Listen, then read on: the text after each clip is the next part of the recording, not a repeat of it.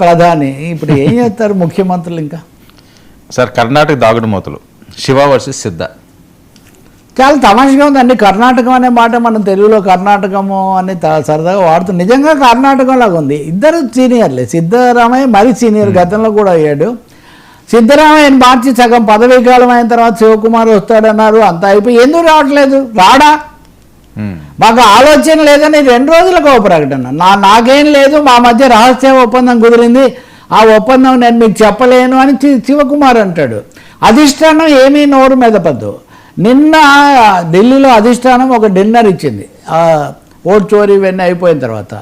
ఆ డిన్నర్కు సిద్ధరామయ్య వెళ్ళాల, శివకుమార్ మాత్రం వెళ్ళాడు. ఏదో ముచ్చటగా మాట్లాడుకొని వచ్చారు, అది ఇదే అంటున్నారు.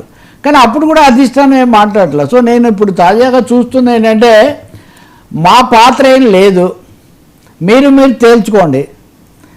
కాంగ్రెస్ అధిష్టాన వర్గంగా మేము సాక్షులుగా లేకపోతే ప్రేక్షక పాత్ర వహిస్తాము, మీ బలాబలాలను బట్టి మీరు తేల్చుకోవాల్సింది. అంటే నాకు 2 కనిపిస్తున్నాయి ఇక్కడ. ఒకవైపు తీసుకొని రెండో వైపును పోగొట్టుకోవడానికి అధిష్టానం సిద్ధంగా లేదు. రెండో విషయము, మామూలుగా వాళ్ళకి అలవాటైన పద్ధతుల్లో ముఠాలను నాయకులను ప్రోత్సహించి కొంచెం పైనుంచి తమ అదుపు చేయడం అనే ఒక లక్షణం కాంగ్రెస్ అధిష్టానాన్ని గతంలో ఏముందో దాన్ని మళ్ళీ చేస్తున్నారు. మూడోది, వాళ్ళు శివకుమార్కు ఎంతో కొంత ఫేవరబుల్గా ఉన్నారు. గతంలో ఆ మాట ఇచ్చున్నారు. ఇప్పుడు ఈరోజు కూడా సిద్ధరామయ్య రాకపోయినా దే హ్యావ్ ఎంగేజ్డ్ శివకుమార్. కాబట్టి శివకుమార్ తన పద్ధతుల్లో తాను ముఖ్యమంత్రి కావాల్సిందే. సిద్ధరామయ్యను మేమేదో తీసేసి మేము నిర్ణయం చేశాము, అంత ఢిల్లీలో నడుస్తుంది, అంత గాంధీ ఫ్యామిలీ చేస్తుంది అనే నింద వేసుకోవడానికి మటుకు మేము సిద్ధంగా లేము అని కొంచెం జాగ్రత్త పడుతున్నట్టు కనిపిస్తుంది. సో అక్కడ ఏమీ జరగదు, సిద్ధరామయ్య కొనసాగబోతున్నాడని నమ్మకం కలగట్ల. తప్పకుండా ఆ మార్పుకు ఇంకొన్ని రోజుల పాటు శివకుమార్ ఇలాగే ఉంటాడని కూడా ఏం లేదు. ఆయన శివతాండవం ప్రారంభించడానికి రంగం సిద్ధం చేసుకుంటున్నాడు. అదేమీ లేకపోతే రోజు ఎందుకు మాట్లాడతారు మీడియాతో?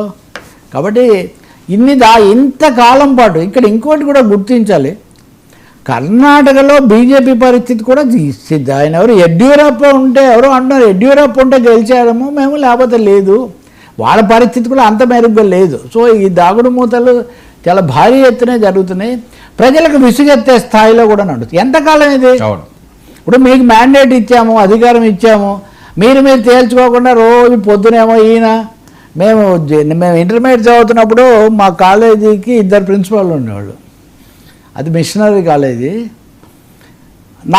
నాకు కోర్టు ఉత్తర్వు వచ్చిందని ఈయన చెప్పేవాడు, నాకు ఉత్తర్వు వచ్చిందని ఆయన చెప్పేవాడు. ఈరోజు వచ్చి ఈ క్యాంపస్లో కూర్చుంటే 2 రోజుల తర్వాత ఆ క్యాంపస్కి తీసుకుపోయేవాళ్ళు. విద్యార్థులు మా చదువులు సగం పాడైపోయాయి అన్నమాట దానివల్ల. ఇప్పుడు అధిష్టానం కూడా ఈ దాగుడు మూతలు కట్టిపెట్టి ఒక నిర్ణయం తీసుకోవడం మంచిది. లేదంటే శాసనసభ్యులకు వదిలేయండి, అది సరిపోతుంది కదా. సార్ ఇది మంచి పద్ధతి కూడా కాదు.